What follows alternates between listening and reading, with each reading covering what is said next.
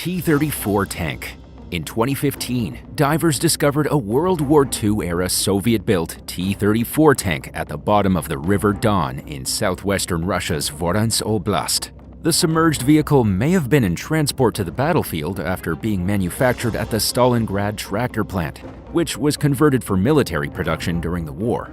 While it's unclear how the tank ended up in the river, 23 feet underwater, its discoverers speculated that it may have fallen off a temporary bridge.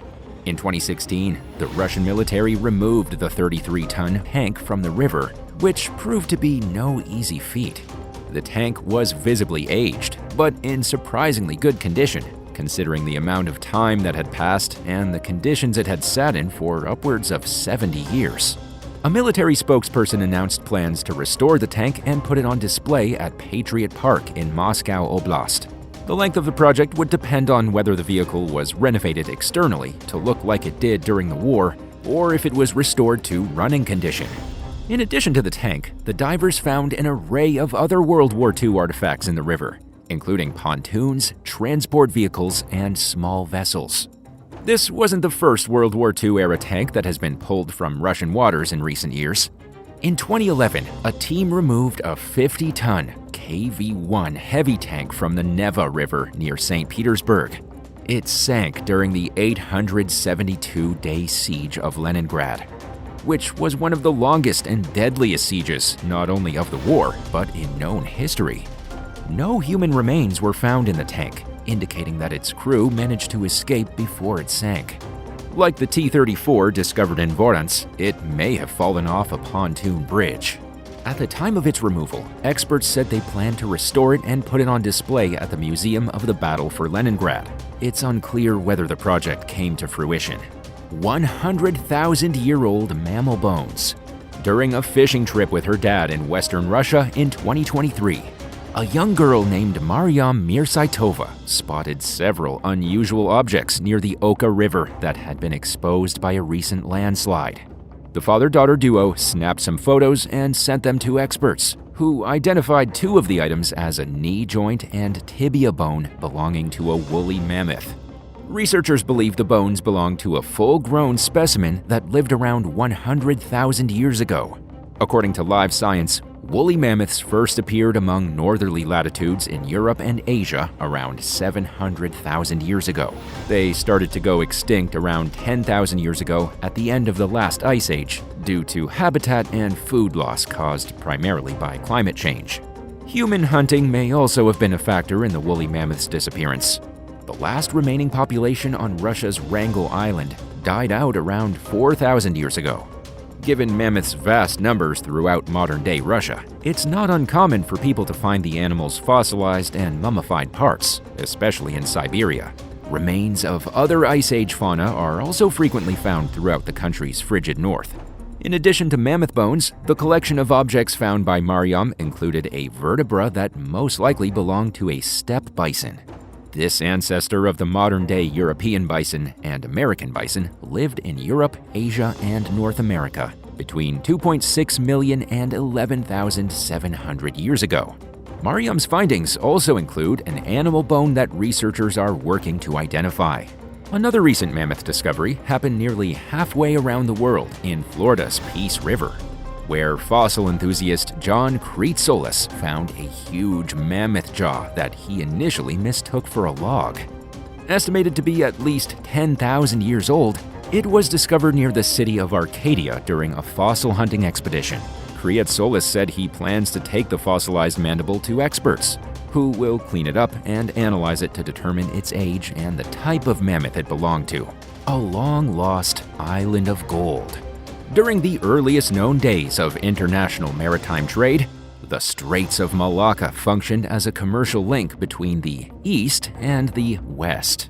Starting as early as the 7th century, trade along this vital waterway was controlled by a wealthy and powerful port city called Srivijaya. Located on a small island, this thriving ancient metropolis was ruled by a succession of rich and powerful kings until it fell to India's Chola dynasty in the year 1025. Trading at Srivijaya continued for 2 more centuries. But the city's influence and culture gradually declined and eventually slipped into obscurity. Today, there are almost no remaining traces of Srivijaya. In recent years, however, possible traces of the seemingly mythical city have started to turn up in the Musi River in modern-day Indonesia. While no archaeological excavations have been carried out, civilian divers have recovered dozens of objects, including figurines, Buddhist statues, temple bells, tools, ceramics, coins, jewelry, wine jugs, musical instruments, sword hilts, and other items. Many of these artifacts are made from gold and precious gems, testifying to the vast wealth that once defined the area. And while it hasn't been proven, these discoveries strongly suggest that the relics come from Srivijaya. Unfortunately, many, if not most, of these objects are being sold on the informal market, making them unavailable for professional study. Without any official scientific analysis, it may prove impossible to determine the origins of the items that are being found. Researchers are now racing against the clock to get their hands on some of these objects so they can take a closer look. Aside from these artifacts, there's little physical evidence of the former city, aside from a handful of brick temples and inscriptions. Being able to examine some of the newly found items in depth would offer experts an unprecedented glimpse into the long-lost culture that once controlled trade along the shore of what is now the city of Palembang. If you found an artifact that could make you rich on the illegal market, but would have a limited reward if you turned it over to the authorities, would you do the right thing, or would you be tempted to sell it for a maximum profit? Let us know in the comments below. Civil War relics. It's not all that unusual for workers to find Civil War-era artifacts throughout the American South. One of the biggest collections uncovered in recent years came during a major cleanup of South Carolina's Congaree River. The haul consisted of hundreds of items that were dumped into the river over a 2-day period, including bullets, cannonballs, and swords. According to local station WLTX, the items were most likely discarded in February 1865, as Union General William T. Sherman's forces descended upon the city of Columbia. The discoveries are fascinating but not surprising, according to program manager Sean Norris, who told Live Science that previous investigation had hinted at the presence of Civil War-era artifacts. He estimated the number of musket rounds collected at the site as being in the hundreds, if not thousands, and said that the haul includes numerous different kinds of cannonballs and other unexploded ordnance. Sherman's occupation of Columbia was successful but short-lived, even though Confederate forces evacuated the region. The small number of remaining Confederate soldiers and civilians gathered into mobs and plundered businesses, warehouses, and other buildings. By the time the mayor surrendered, most of the city had burned to the ground. Invading Union troops dumped the seized munitions into the Congaree River to prevent them from falling back into Confederate hands. The discarded supplies included 26,000 pounds of gunpowder, over 1 million ball cartridges, thousands of bayonets and sabers, and other miscellaneous equipment, including tents and backpacks. As of November 2023, Norris and his team were in the process of continuing to examine the site, which may eventually be added to the National Register of Historic Places. CSS Georgia wreck. In recent years, divers raised the wreck of wooden Civil War-era Confederate warship CSS Georgia from the Savannah River. Constructed in 1862, the 250-foot-long vessel was designed to defend the city of Savannah. The ship was built with $115,000 in funding from a club of a group of merchants' wives who called themselves the Ladies' Gunboat Society, who collected donations for the project from benefactors across Georgia. Despite its solid financial backing, the ship failed to serve its intended purpose. Its steam engines were too weak to propel it through the Savannah River's powerful tidal waters, so the Confederate Navy anchored it upstream and used it as a floating battery. Confederate forces scuttled the Georgia in 1864 after receiving word that Union General William T. Sherman's troops were advancing on the city. The wreck was rediscovered in 1968, but salvaging efforts didn't begin for another 45 years. By then, much of the ship was destroyed, but salvage crews still managed to raise numerous fascinating artifacts. including 4 cannons, more than 130 unexploded cannonballs, some engine parts, an intact propeller, and siding. The ship's remains were pulled from the water in 10,000-pound sections, measuring roughly 4 by 24 feet each. Experts are studying the retrieved portions of the Georgia to learn more about Confederate shipbuilding practices, which involved a different approach and techniques than the more industrialized North. Tamar River Ship Graveyard.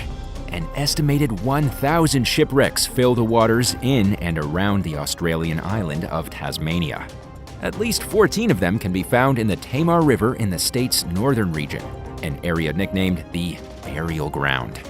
The vessels were deliberately scuttled in a line between the 1920s and 70s in an effort to enhance the water flow in the river, which is notorious for its silt buildup. The Tamar River Ship Graveyard is just one of numerous projects that the Australian government poured large amounts of money into in an effort to resolve the silt problem, which has earned the waterway a reputation for being a river that flows upside down. Most of the vessels that make up the so-called burial ground are wooden, and the collection includes a 3-masted sailing ship called the Zalatur. Crews burned the wrecks to the waterline and submerged them in hopes that they would divert the river's current eastward. Whether or not the project was a success remains a hotly debated topic to this day, and either way, the barrier was not meant to last forever. Eventually, the hulls rusted away, the wood collapsed, and the river's current overpowered what's left of the vessels, which represent just a fraction of the estimated 115 wrecks that were discarded throughout Tasmania's waterways between the early 19th and late 20th centuries. Centuries-old cargo ship. Around 400 years ago, a cargo ship ran aground near the mouth of Germany's River Trave while carrying a shipment of lime. It was quickly buried in a layer of fine mud, which protected it from its oxygen-rich surroundings for centuries to come. Authorities rediscovered the forgotten vessel during a routine sonar survey of the region in 2020. Measuring somewhere between 66 and 82 feet long, the ship may have been a single-masted cargo vessel called a galleot. Its name and country of origin are unknown, but experts believe it was one of countless 17th-century ships that traveled to and from the Hansa region, which dominated Europe's trading industry in the North and Baltic Seas. Known as the Hanseatic League, this region was made up of market towns and merchant guilds in northern Germany and elsewhere throughout the continent. Very few Hanseatic-era ships have survived into modern times. Most were destroyed by the elements and/or eaten by shipworms. The recently discovered vessel is a rare exception, owing to the silt covering that protected it for hundreds of years.